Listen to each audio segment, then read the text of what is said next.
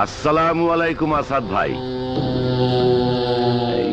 Sorry, ভাত খাওয়ার সময় সালাম দিতে নাই জানি, তবুও দিয়া ফেলাইছি যখন।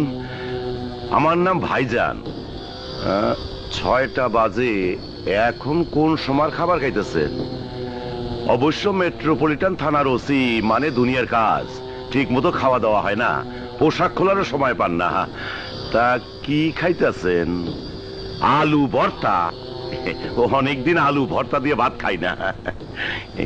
মনে কিছু করবেন না ওসি সাহেব, হালাল খাবারের লোভ সামলাইতে পারতাছি না। এদেশে বহুত কম লোক আছে যারা আপনার মতো হালাল খাবার খায়।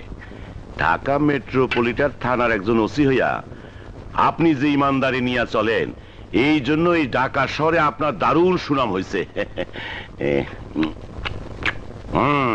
এইটা একদম